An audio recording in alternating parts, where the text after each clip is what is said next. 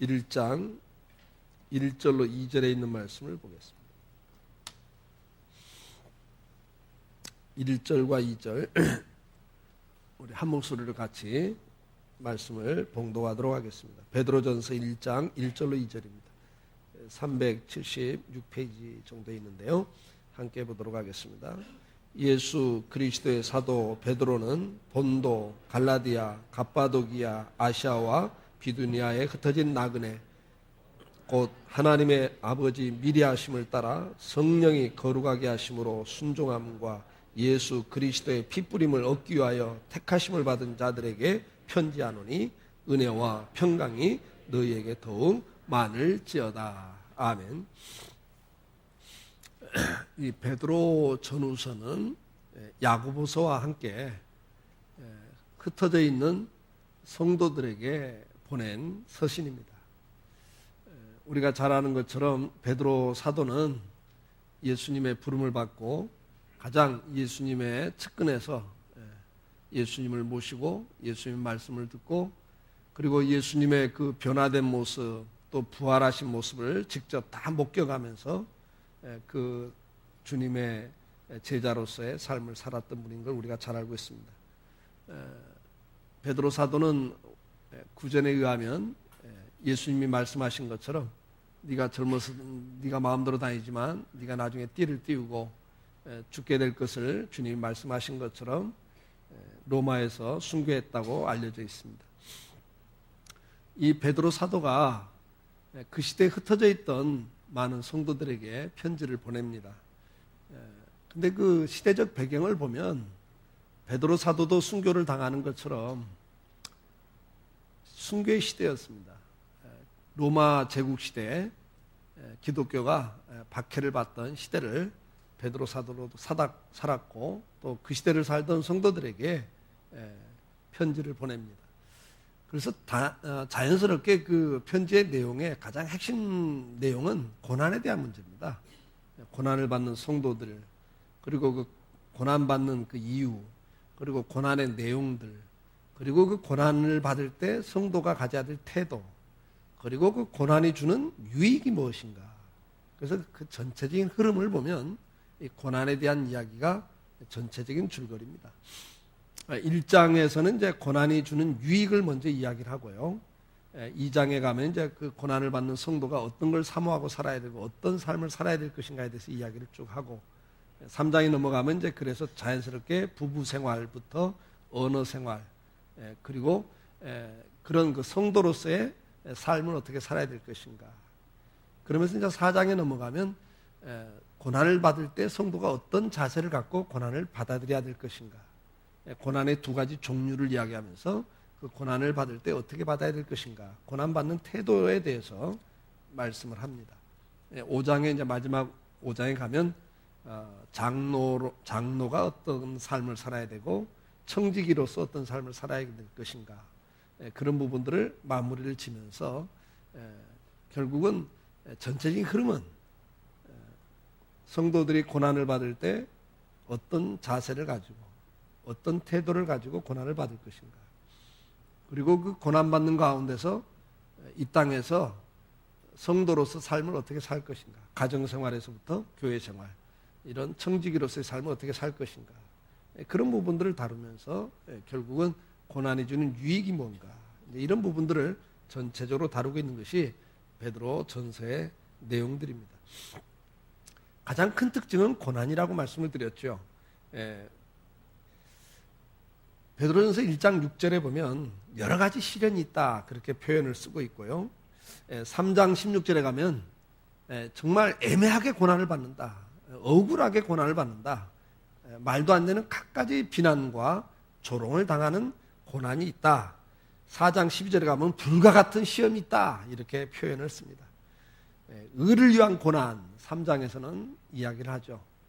내가 죄를 지어서 당하는 고난도 있고 내가 죄를 졌기 때문에 잘못했기 때문에 당하는 고난이 있지만 잘못하지 않았는데도 성도로서의 삶을 제대로 살아가는데도 당하는 고난이 있다. 그걸 이제 애매히 당하는 고난이다.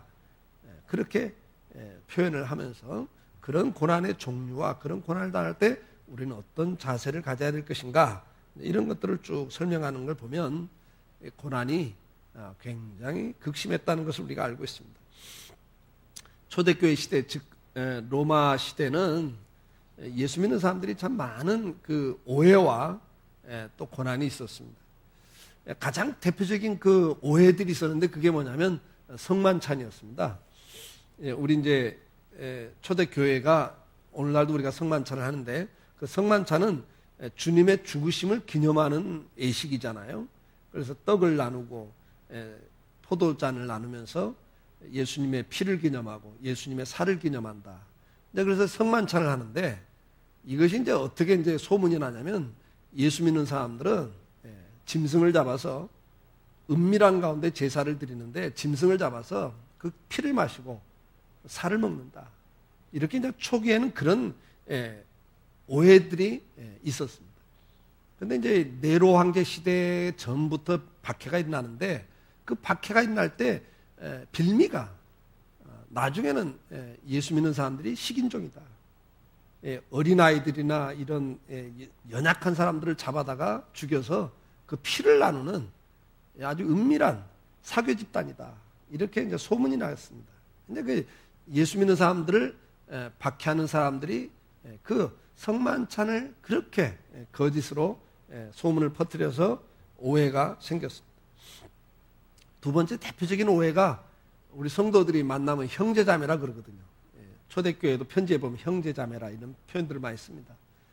그래서 이제 예수 믿는 사람들이 만나면 이제 형제, 자매라고 부르니까 그게 또 이제 어떻게 소문나냐면 예수 믿는 사람들은 은밀하게 이제 모이면서 핍박이 있으니까 은밀하게 모여서 사교 집단인데 성적으로 문란한 집단이다. 그래서 다 형제자매라고 부른다. 혼음을 하고 그래서 아주 성적인 타락한 집단이다. 이렇게 또 악소문이 났습니다. 대표적인 소문들이죠. 그 다음에 이제 그 시대만 해도 이렇게 굉장히 가족 중심 시대인데, 우리 말씀을 이제 가르칠 때도 그렇지 않습니까? 신앙을 위해서는 가족도 부모도 어느 때는 버려라 하는 그런 말씀들을 설교를 하니까, 그리고 실제로 신앙의 갈등이 생길 때 정말 예수 믿기 위해서 가족 간의 관계도 2차적인 관계로 이렇게 정리를 하는 걸 보면서 기독교는, 예수 믿는 사람들은 가정을 파탄시키는, 파괴시키는 집단이다. 우리나라도 초기에 기독교가 들어올 때 제사 문제 때문에 아주 많은 박해를 받았습니다. 제사를 거부하는 것 때문에 부모를 모르고 조상을 모르는 가정을 파괴시키는 집단이다. 우리나라 초기 기독교도 그것 때문에 많은 박해를 받았거든요. 순교를 많이 했습니다. 제사 문제 때문에. 초대 기독교가 역시 가정을 파괴시키는 집단이다. 이렇게 소문이 났습니다. 가장 결정적인 것은 네로 황제 때 로마가 대화재 사건이 일어나죠. 그때 많은 사람들은 저게 네로 황제의 짓이다 그렇게 알았습니다. 왜냐하면 네로 황제가 이게 건축광이었거든요. 새로운 건축을 짓는 이 건축을 하는 아주 건축광이었는데 로마 구시가지가 너무 이제 이렇게 개발이 안 되니까, 그래서 이 대화재가 일어났을 때 로마 시민들은 저건 네로 황제 짓이다. 네로가 시가지를 다 불태우고 새로운 도시를 건설하기 위해서 불을 질렀다. 이런 소문이 끊임없이 돌았거든요. 네로 황제가 그런 그 화재의 원인이 자기에게 돌아올 때 그걸 기독교인들에게 전가를 시키죠. 근데 그때 그 빌미가 뭐냐면 예수 믿는 사람들이 평소에 마지막 심판, 불로 심판한다. 이걸 설교를 했고 그것이 또 알려져 있었어요. 네로 황제는 그걸 또 빌미를 잡아서 불로 심판한다는 것을 바로 이것이다. 이건 기독교인들이 하는 짓이다. 이렇게 해서 사실 그때 그 로마 초대 그 역사가들의 기록을 보면 화재가 진압될 만하면 또 다른 동네에서 불이 나고 계속 불을 붙이는 사람들이 있었거든요. 근데 그게 네로 황제의 짓이다. 역사가들은 다 그렇게 정리를 하고 있어요. 근데 그걸 다 기독교인들에게 전가를 시켰습니다. 그래서 대박해가 일어납니다. 그 집을 잃어버렸던 사람들이 결국은 네로 황제에 대한 원망을 가다가 그 범인이 기독교인이라는 소리를 듣고 기독교인들에게 분노하기 시작을 하죠. 그래서 이제 결국은 대박해가 일어납니다. 그래서 이제 성도들을 잡아다가 송진가루에다가 이렇게 굴려가지고 세워놓고 밤에 불을 붙여버리는, 살아있는 사람들에게 불을 붙여서 가로등처럼 쓰고, 성도들에게 그 짐승 가죽을 씌워가지고 풀어놓으면 사냥개들이 짐승으로 알고 와서 물어뜯어 죽이고, 뭐 여러 가지 방법을 통해서 십자가에 또 못 박아 죽이고, 또 원형 경기장에 끌고 들어가서 또 사자들과 싸우게 하고 검투사들과 싸우게 하고, 결국은 대박해가 일어납니다. 그것이 이제 전 제국으로, 로마 제국으로 이 박해가 퍼져나가죠. 그래서 전 제국 안에 있는 기독교인들이 다 죽음의 공포 앞에 서게 되죠.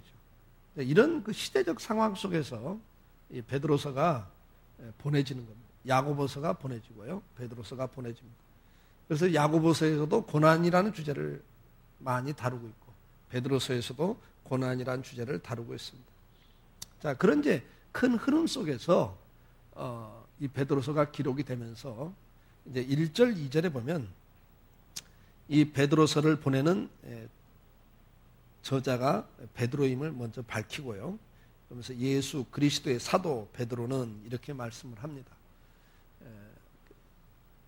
하나님의 종으로서, 사도로서 이 말씀을 전하는데, 결국은 본도와 갈라디아, 갑바도기아, 아시아와 바두니아에 흩어진, 비두니아에 흩어진 나그네, 곧 하나님 아버지의 미리 하심을 따라 성령의 거룩하게 하심으로 순종함과 예수 그리스도의 핏부림을 얻기 위하여 택하심을 받은 자들에게 편지하노니, 이렇게 나옵니다. 이 서신을 받는 수신자에 대해서 1절은 발신자에 대해서 기록을 하면서 사도로 하고 표현을 하고요.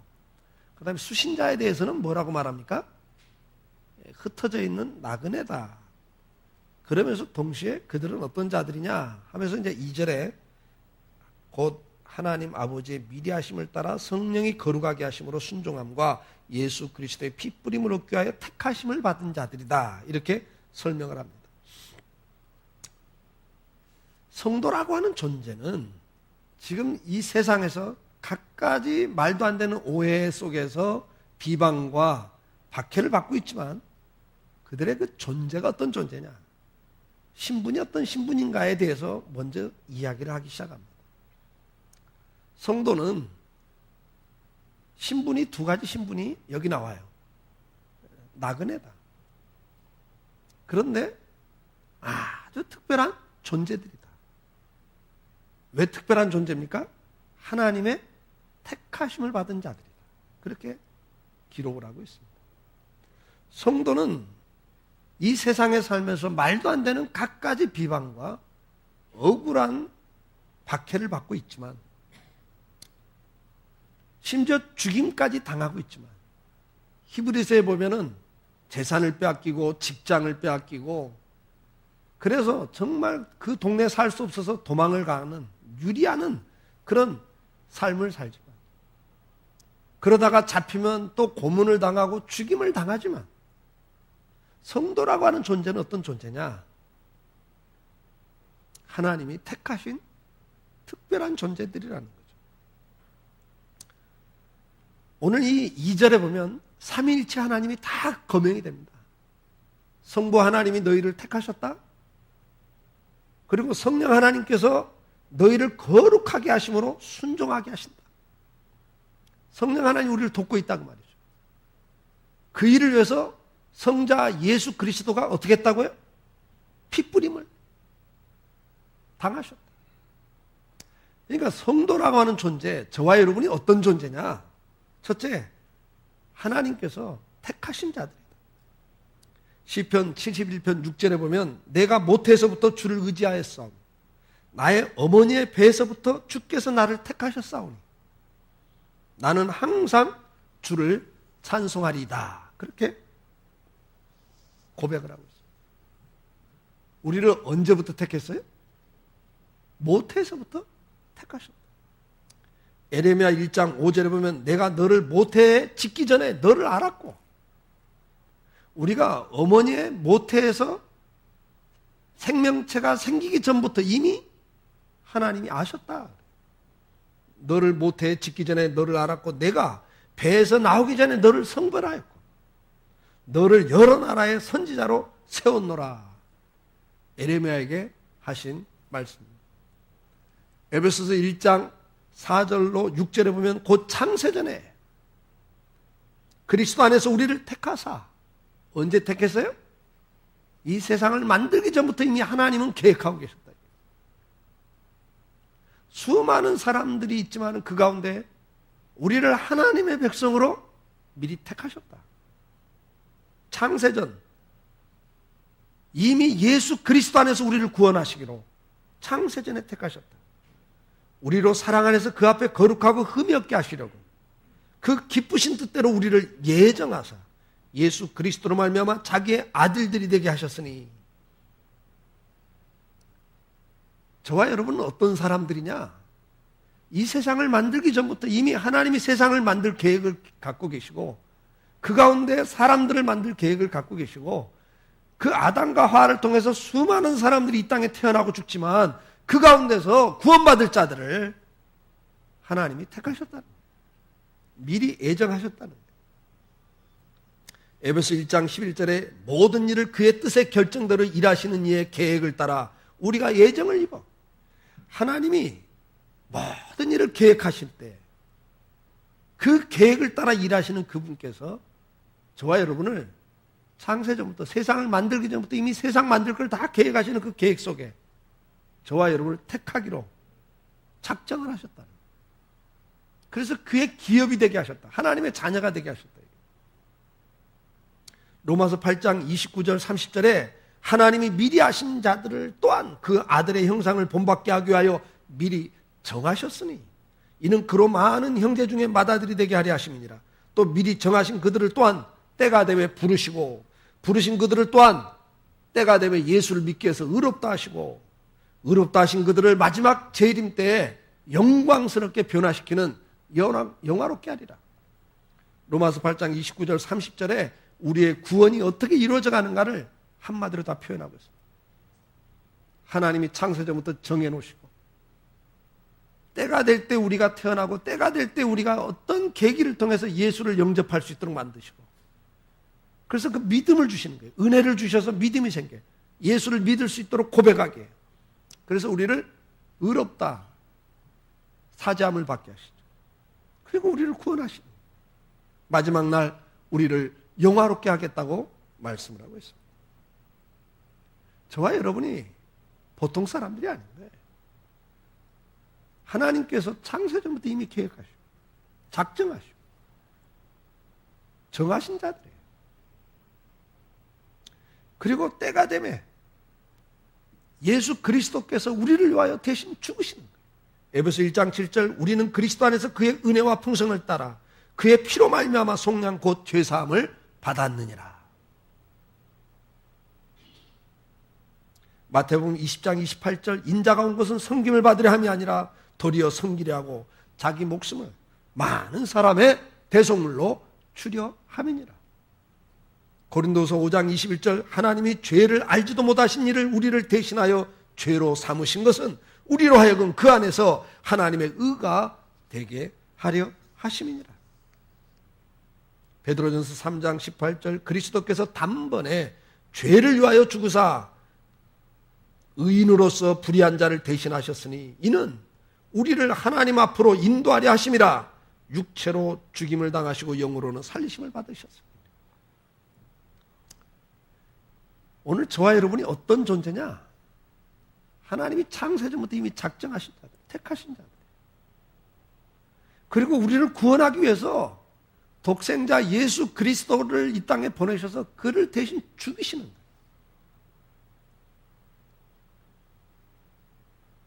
저와 여러분을 위해서 독생자를 대신 죽일 만큼 우리를 사랑하신 거예요. 요한복음 14장 26절에 보면 보혜사 곧 아버지께서 내 이름으로 보내실 성령 그가 너희에게 모든 걸 가르치시고 내가 너희에게 말한 모든 것을 생각나게 하리라. 성령 하나님이 오셔서 이제 우리 안에서 모든 말씀들이 생각나고 깨달아지게 하시는 거예요. 로마서 8장 26절 이와 같이 성령도 우리의 연약함을 도우시나니 우리는 마땅히 기도할 바를 알지 못하나 오직 성령이 말할 수 없는 탄식으로 우리를 위하여 친히 간구하시느니라. 성령 하나님이 우리를 도와주셔. 고린도전서 12장 3절 그러므로 내가 너희에게 알리노니 하나님의 영으로 말하는 자는 누구든지 예수를 저주할 자라 하지 아니하고 또 성령으로 아니하고는 누구든지 예수를 주시라고 할 수 없느니라. 성령 하나님이 은혜를 주셔야만 예수를 나의 주님이라고 고백할 수 있다는 거예요.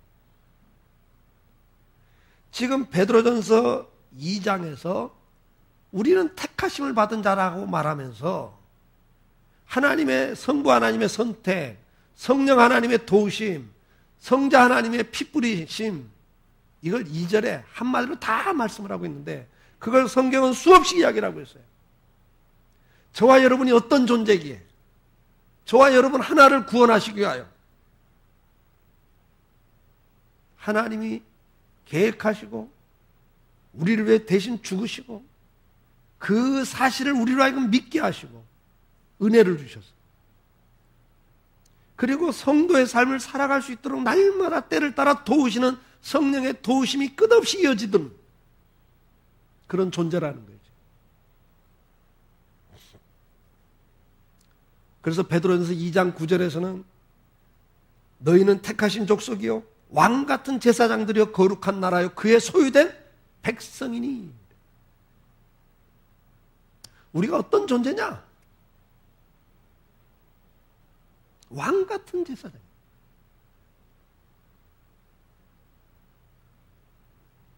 왕같은 존재들, 거룩한 백성, 그의 소유된 백성. 이는 너희를 어두운 데서 불러내어 그의 기이한 빛에 들어가신 이의 아름다운 덕을 선포하게 하려 합니다. 이것 때문에 나중에 박해가 와요. 우리의 존재 목적이 뭐냐? 우리 이렇게 구원하신 목적은 뭐냐? 그의 아름다운 덕을 선전하게 합니다. 그건 나중에 이제 2장을 다룰 때 다루도록 하고요. 오늘은 어쨌든 우리가 어떤 존재인가를 먼저 인식을 하셔야 돼요. 시편 16편 3절 땅에 있는 성도들은 어떤 자들이라고요? 존귀한 자들이니 나의 모든 즐거움이 그들에게 있도다. 저와 여러분은 하나님이 존귀한 자라는 거예요. 모든 즐거움, 하나님의 즐거움이 우리라는 거예요. 자식 키워보신 분들은 압니다. 그죠? 그게 즐거움이잖아요. 커갖고 속 썩이면 즐거움이 아니지만 어릴 때 걔들 보면서 얼마나 힘을 얻어요. 신명기 10장 15절에 여호와께서 오직 내 조상들을 기뻐하시고 그들을 사랑하사 그렇게 말씀해요. 요한복음 3장 16절 하나님이 세상을 이처럼 사랑하사 독생자를 주셨으니 이는 그를 믿는 자마다 멸망치 않고 영생을 얻게 하려 함이라. 요한일서 4장 10절 사랑은 여기 있으니 우리가 하나님을 사랑한 것이 아니요 하나님이 우리를 사랑하사 우리 죄를 속하기 위하여 화목제물로 그 아들을 보내셨음이니라. 그래서 모세는 죽음을 앞두면서 마지막 설교를 하면서 여러분 잘 아는 신명기 33장에 마지막 설교를 하면서 마지막 29절에 마지막 설교 마지막 구절이 뭔지 아세요? 29절 이스라엘이여 너는 행복한 사람이로다. 여호와의 구원을 너같이 얻은 백성이 누구냐? 모세가 한 생애를 다 마감하면서 이제 죽음을 앞에 두고 마지막 설교를 하면서 마지막 말이 이스라엘이여 너같이 행복한 사람이 누가 있냐? 너는 행복한 사람이다. 너같이 하나님의 사랑을 받은 백성이 어디 있냐? 이게. 믿으십니까? 오늘 저와 여러분은 이 사실 알고 살아야 되는 거예요. 이 사실 알고 살아야 돼요. 누가 뭐라고 해도 우리는 하나님의 백성입니다. 그게 그냥 된 게 아니라 하나님이 창세전부터 작정을 하시고 애정을 하시고 그걸 이루기 위하여 예수 그리스도를 십자가에 죽이면서 산 거예요. 그 원인이 뭐예요? 이유가 뭐예요? 사랑하사예요. 사랑하사. 그러면 나를 왜 사랑했냐? 그의 미쁘신 뜻을 따라 에베소 2장 그래요. 그냥 그가 기뻐하셨다는 거예요. 그냥 뭐 조건을 보고 우리를 사랑하신 게 아니라는 거예요. 그냥 기뻐하셨다.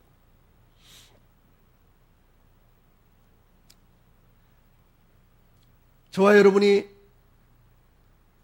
하나님의 선택을 받아 그리고 그 구원을 이루기 위해서 독생자를 십자가에 죽기까지 내어놓으신 하나님의 사랑 속에 그리고 성령님의 끝없으시는 도와주심과 섭리하심과 역사하심을 통해서 오늘 저와 여러분이 예수를 믿게 됐고 이 자리까지 와 있다는 거예요. 그리고 주님 앞에 서는 날까지 그 성령 하나님이 우리를 떠나지 아니하시고 우리와 함께 하시면서 우리를 끝까지 견인해 가신다 그랬어요. 끌고 가시는 거예요. 구원을 이루시는 거예요. 오늘 이 사실을 기억하고 살 수 있기를 축복합니다.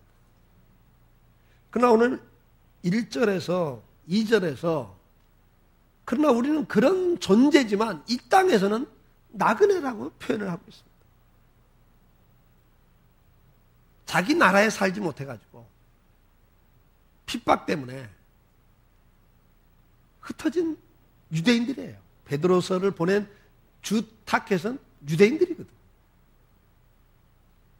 이스라엘 고국에 살지 못하고 나라가 망해가지고 다 뿔뿔이 흩어져 있는 그들을 향해서 편지를 보내면서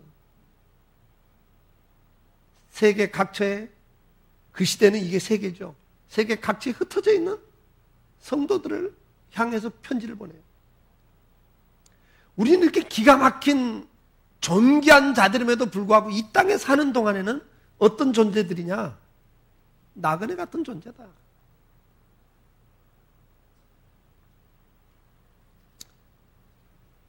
우리의 소속, 신분은 하나님의 백성이고 하나님의 시민권을 가진 하늘 시민권을 가진 하나님의 백성이지만 이 땅에 사는 동안에는 나그네 같은 인생을 산다는 거죠. 신명기 14장 2절 너는 내 하나님 여호와의 성민이라 여호와께서 지상 만민 중에서 너를 택하여 자기 기업의 백성으로 삼으셨느니라. 수많은 사람들 가운데서 저와 여러분을 택하셔서 자기의 백성을 삼으셨다. 에베소 2장 19절에도 그러므로 이제부터 너희가 외인도 아니요 나그네도 아니요 오직 성도들과 동일한 시민이요 하나님의 권속이라. 하나님의 자녀라는 거예요. 빌립보 3장 20절 그러나 우리의 시민권은 하늘에 있는지라 거기로부터 구원하는 자 곧 주 예수 그리스도를 기다리노니. 그래. 우리는 소속이 어디예요? 하나님이에요. 천국의 시민권을 갖고 살아요.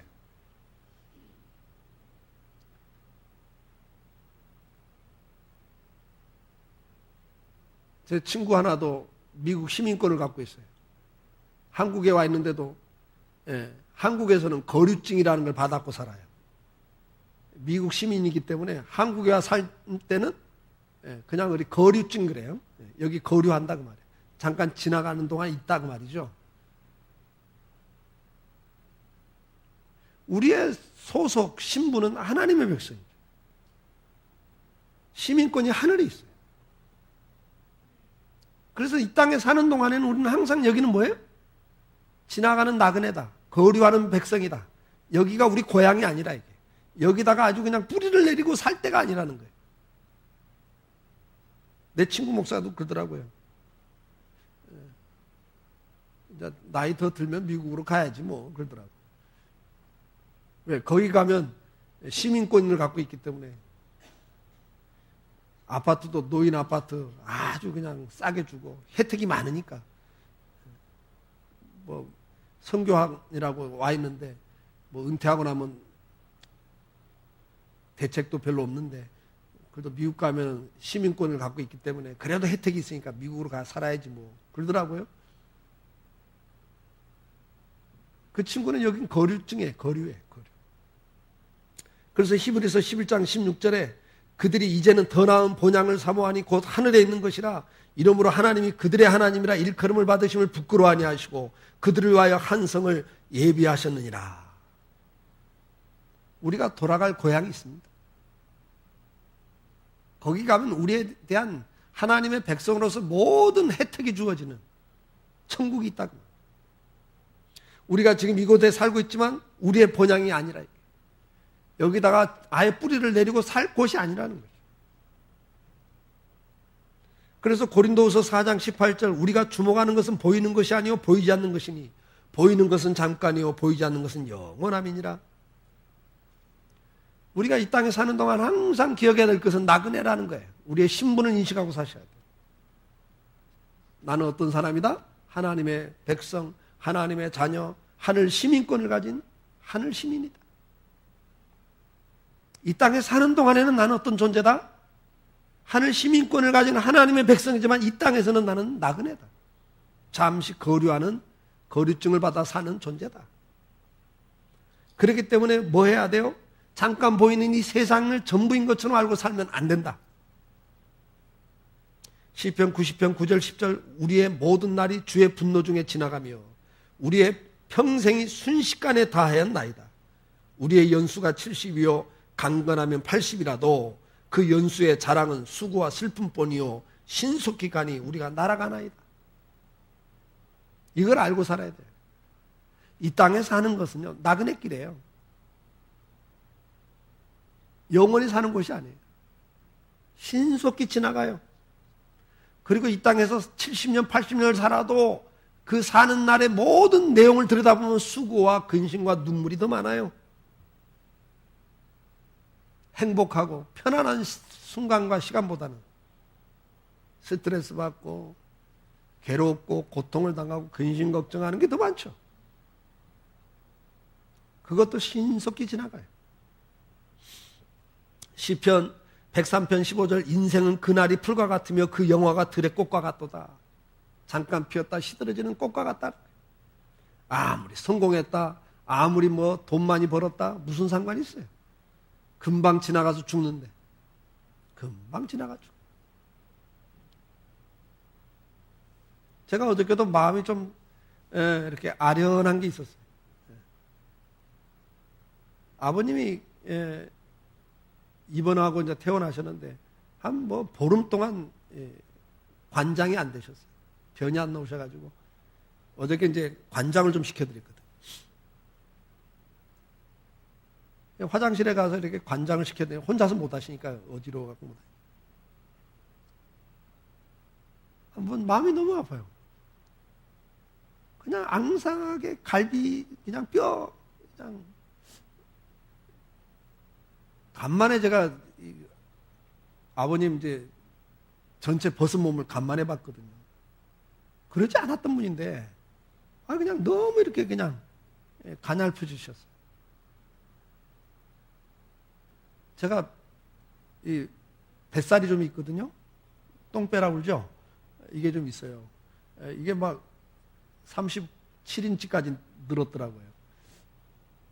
우리 집사람이 바지 하나 사면서 제니가 37인치, 35인치가 37인치가 됐어요. 놀래가지고 당장 뱃살 빼라고. 근데 어저께 아버님 그 해들고 와갖고 잠자리 누워가지고 뱃살 안 빼도 돼. 하나도 없어요 우리 아버님 뱃살이. 이거 잘 간직해야 늙어서 좀 덕을 보겠구나 생각이 들더라니까요. 하나도 없어요 뱃살이. 인생이란 그래요. 83살이신데 그냥 건강하신 분이거든요. 한순간 그렇게 가요. 한순간. 다 들의 꽃과 같아요. 한때 한때. 이사야 40장 6절 8절 말하는 자의 소리여 이르되 외치라 대답하되 내가 무엇이라 외치리까 하니 이르되 모든 육체는 풀이요 그의 모든 아름다움은 들의 꽃과 같으니 푸른 마르고 꽃은 시드니 여호와의 기운이 그 위에 불미라. 이 백성은 실로 풀이로다. 푸른 마르고 꽃은 시드나 우리 하나님의 말씀은 영원히 서리라 하라. 야고보서 1장 10절 11절 부한 자들은 자기의 낮아짐을 자랑할지니 이는 그가 풀의 꽃과 같이 지나감이라. 해가 돋고 뜨거운 바람이 불어 풀은 말리면 꽃이 떨어져 그 모양이 아름다움은 없어지나니 부한 자도 그 행하는 일이 이와 같이 쇠잔하리라. 돈 있다고요? 무슨 소용이 있어요? 늙음 앞에 죽음 앞에는 아무 의미가 없습니다. 돈 있어도 쓰지도 못해요. 어디 뭐 여행을 갈 수 있어요? 뭐 할 수 있어요? 다 허무한 거예요. 꽃과 같아. 아름다워 보이지만 금방 시들어요. 인생의 모든 영화가 그렇다는 거예요. 권력, 미모, 건강, 성공 다 지나갑니다. 나중은 다 초라해져요. 별것 아닌 것들이에요. 근데 사람은 거기에 목숨을 걸고 살아요. 잠언 25장 27절 꿀은 많이 먹는 것이 좋지 못하고 꿀을 많이 먹는 건 좋지 못하고 자기의 영예를 구하는 것도 헛되니라. 성공, 명예, 헛되다. 잠언 31장 30절 고운 것도 거짓되고 아름다운 것도 헛되다. 그래서 뭐 곱고 아름다운 뭐예요? 나이 들면 다 뭐 고운 게 어디 가요? 아름다운 게 뭐가 아름다워요? 늙음 앞에는 병듦 앞에는 다 초라해져요. 전도서 2장 1절 나는 내 마음에 이르기를 자 내가 시험 삼아 너를 즐겁게 하리니 너는 낙을 누리라 했으나 보라 이것도 어때다? 뭐 쾌락이요? 즐거움이요? 지금은 막 밤새는 줄 모르고 즐겁게 하는 게임, 밤새는 줄 모르고 하는 어떤 오락들, 어떤 스포츠들 병들어봐요. 늙어봐요. 그게 무슨 즐거움인가? 다 귀찮다고 그래. 다 귀찮다고 그래요. 안 그래요? 우리 집사님들 다 끄떡끄떡 하잖아요. 다 귀찮다고 그래요. 낙이 없습니다. 먹는 것도 낙이 안 돼요. 다 먹는 것도 귀찮다고 그래요. 전도서 2장 11절 그 후에 내가 생각해 본즉 내 손으로 하는 모든 일과 내가 수고한 모든 것이 다 헛되어 바람 잡는 것이며 해 아래서 무익한 것이로다.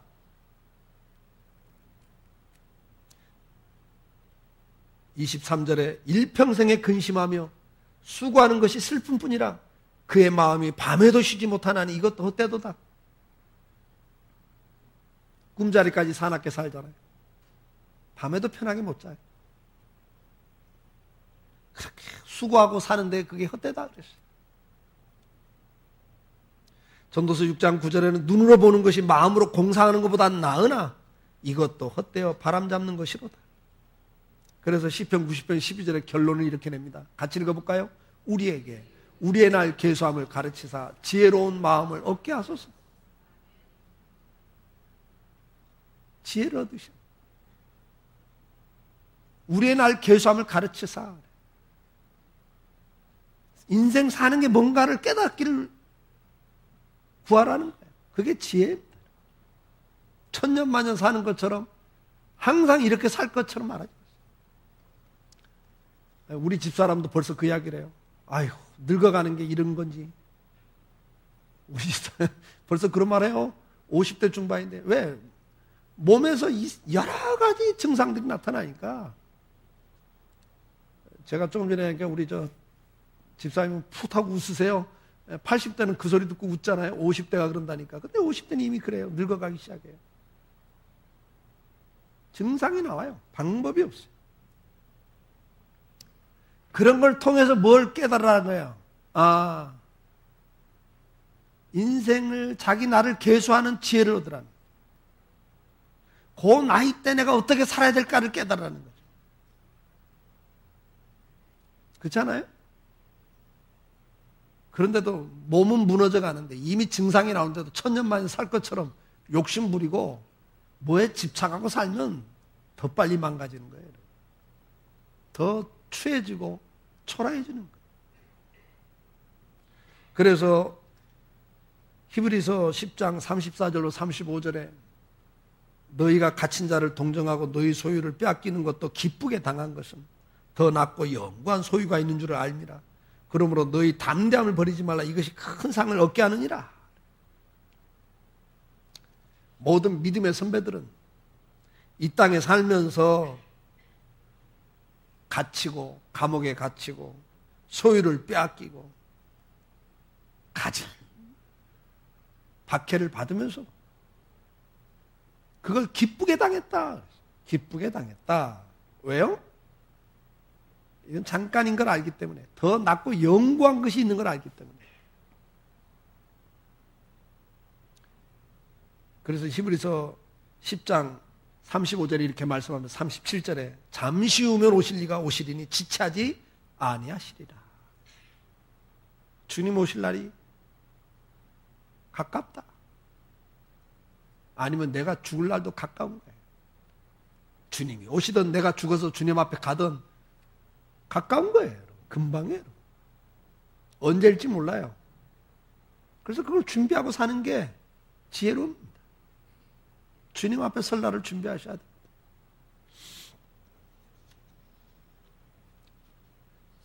저는 지난주에 상갓집을 2군데를 갔다 왔습니다. 다 목사님, 사모님들이셨습니다.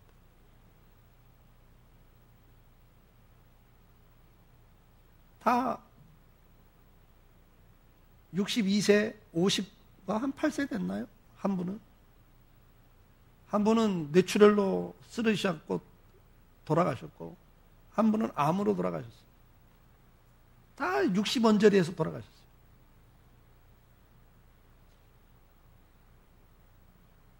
인생 아무도 몰라요, 여러분. 80, 90까지 보장이 누가 돼 있어요? 저와 여러분이 언제 주님 앞에 설지를 몰라요, 여러분. 나그네입니다. 나그네로서 살기를 주의 이름으로 축복합니다. 제가 오래전에 설교했던 설교 제목입니다. 무거운 가방을 든 나그네. 그렇게 제가 제목 갖고 설교한 적이 있습니다. 여행객이, 초짜 여행객은 처음 여행 가는 사람 가방 막 3개, 4개씩 갖고 갑니다. 가면 다 필요할 것 같거든요. 신발도 슬리퍼에서부터 시작해가지고 등산화까지. 뭐 해변가도 가야 되니까, 그 다음에 또 도시도 걸어다니고 산에도 간다고 생각하니까 여행지를 가면서 여행을 가면서 신발도 막 여러 컬러 가져가요. 옷도 다양한 종류를 다 가져가요. 그 다음에 뭐 가져가는 게 너무 많아요. 그러니까 가방에 하나 갖고 안 되고 2개, 3개로 막 들어. 근데 여러분 그 가방 갖고 가면 여행이 그 다음부터는 뭐가 돼요? 짐꾼이 됩니다, 여러분. 그 짐 들고 다니다 다 지쳐요. 그거 누가 가져갈까, 훔쳐갈까, 잃어버릴까, 또. 그래서 여행을 자주 하다 보면 짐이 점점 줄어서 나중에는 손가방 하나 딱 들고 가요. 손가방 하나 딱 들고 갑니다. 제가 어느 때 국내 여행에 갈 때, 무슨 회의 참석할 때는 손가방 하나도 귀찮아가지고 양말 안포켓에다가 얇은 거 하나 탁 집어넣고 그러고 가요. 어느 때는 가방 자체가 챙기는 게 신경 써야 됩니다. 또 잘 놓고 다니거든요, 이제는. 그러니까 되도록이면 안 들고 다니는 게 제일 편하다는 걸 알아요. 여행을 갈 땐 그래요. 그렇죠? 근데 우리가 나그네라는 거예요. 여행객이라는 거예요. 이 땅에 사는 동안 이것도 필요해, 저것도 필요해, 이것도 필요해, 저것도 필요하고 준비하고 챙기고 하다 보면 평생 그거 준비하고 챙기다가 끝나, 인생. 그것 때문에 스트레스 받고 그것 때문에 인생을 다 낭비한단 말이에요.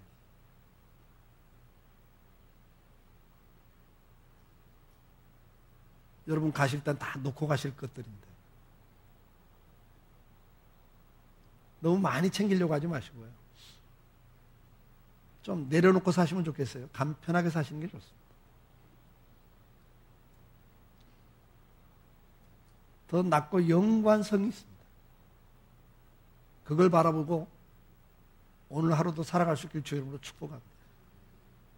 오늘 우리의 신분에 대해서 오늘 1절, 2절은 이야기하고 있습니다. 우리는 참 기가 막힐 만큼 존귀한 사람들입니다. 세상에 너같이 행복한 사람이 어딨냐고 모세가 고백할 만큼 너는 행복자로다. 너같이 하나님의 구원을 받은 백성이 어딨냐?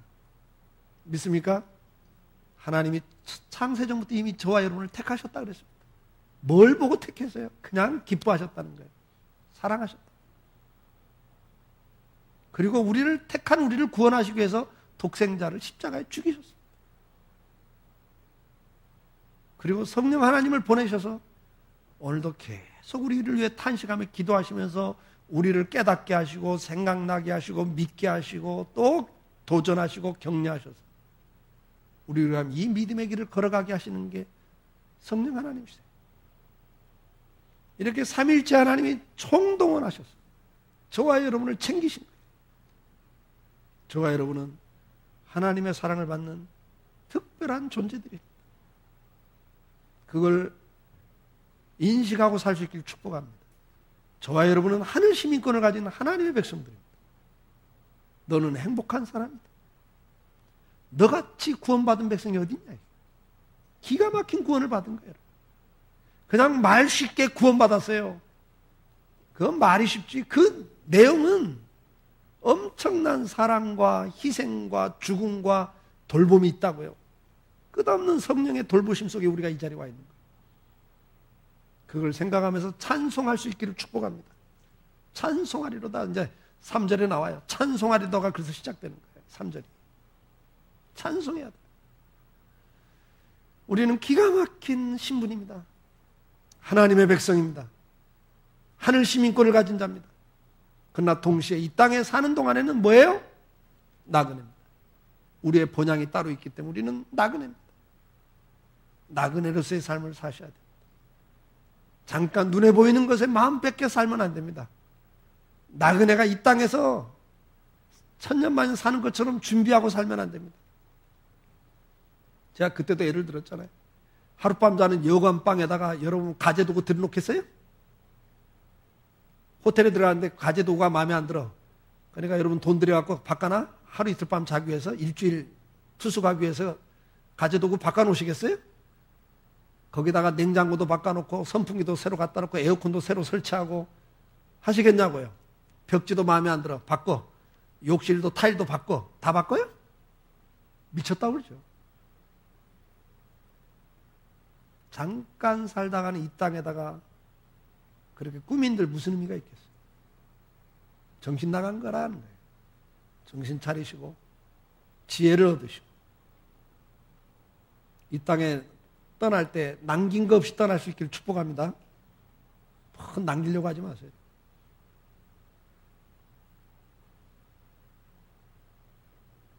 저는 우리 다솜이 동혁이한테 어릴 때부터 중고등학교 다닐 때 계속 이야기해놨습니다. 아빠 엄마가 마지막 살던 집 재산은 너희 게 아니다. 뭐 엄마 아빠 죽은 다음에 너희 거라고 주장하지 마라. 그건 다 바치고 간다. 성교를 위해서 바치고 간다 그랬어요. 유산 남길 생각하지 마세요. 집사님, 권사님들 죽은 다음에 마지막 살던 아파트 자식들 줄 생각하지 마세요. 말로 백날 이거 하나님께 바친다고 해봤자 소용없어요. 여러분 딱 죽으면요 자식들은 다 가져갑니다. 얼마 전에 어떤 목사님이 그러더라고요. 기가 막히다고. 왜? 노인이 교회 성도가 날마다 종이 주워가지고 막 이렇게 갖고 그냥 사는 분인데 그 노인이 아파갖고 병들어갖고 자식들한테 연락하면 오지도 않는데요. 전화도 하지 말라고. 그런 자식들이었대요. 교회에서 다 그래서 돌본 거예요. 그 목사님이. 근데 딱 돌아가시니까 자식들이 나타나가지고 그 마지막 살던 그 아파트 재산 딱 챙기면서 교회식으로도 못하게 하고 오지도 못하게 하고 오면 또 이제 그런 것도 뭐 자기들 그게 괴로우니까 그런 어쩌지 말도 오지도 못하고 연락도 하지 마. 그 노인 집사님이 그랬대요. 평생 이건 마지막 살던 집은 하나님께 바치고 가야죠. 그런데 소용없다는 거예요. 무슨 소용이 있어요? 와보지도 않던 자식들이 재산은 챙기더라는 거죠. 그렇게 살 거 없어요. 다 공증해 놓으세요. 공증을 해 놓으세요. 이건 하나님께 바친다. 그러고 가세요. 뭘 남기고 가요? 나그네인데.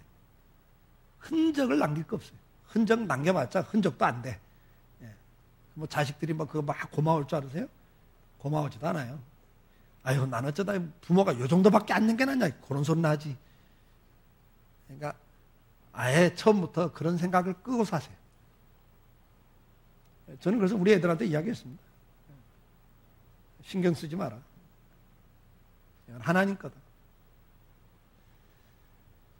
결론입니다. 저와 여러분이 오늘도 우리의 신분, 존재, 내가 누군가를 알고 살 수 있는 지혜를 얻기를 축복합니다. 우리는 하나님의 사랑을 받는 특별한 존재들입니다. 동시에 이 땅에서는 나그네입니다. 우리 다 같이 일어나셔서 찬송하시겠습니다.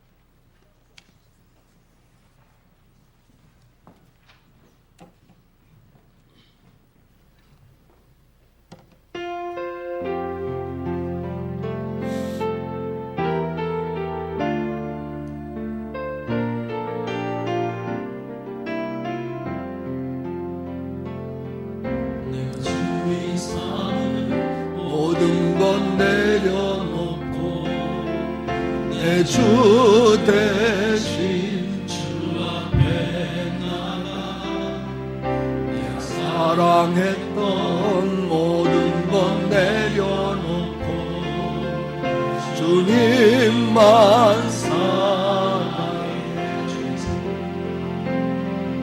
내가 주의 삼은 모든 건 내려놓고 내 주 대신 주 앞에 나가 내가 사랑했던 모든 건 내려놓고 주님만 사랑해. 주 사랑 거친 풍랑에도 깊은 바다처럼 나를 잠잠케 해. 주 사랑 내 영혼의 반석 그 사랑 위에 서리. 이제는 우리 주 예수 그리스도의 은혜와 아버지 하나님의 그 무한하신 사랑하심과 성령님의 감화감동 역사 인도하심이 오늘도 내가 어떤 존재인지 하나님 앞에 왕같은 거룩한 제사장, 백성, 그의 자녀된 존재임을 깨닫고 동시에 이 땅에서는 나그네임을 깨닫고 오늘도 삶의 지혜를 받아 나그네로서의 하나님 백성으로서의 삶을 제대로 살다 주님 앞에 가기를 마음에 소망하는 우리 사랑하는 성도들 위해 저들의 가정과 일터와 자녀들과 이 나라 이민족 위에 이제로부터 영원토록 함께 계실지어다. 아멘.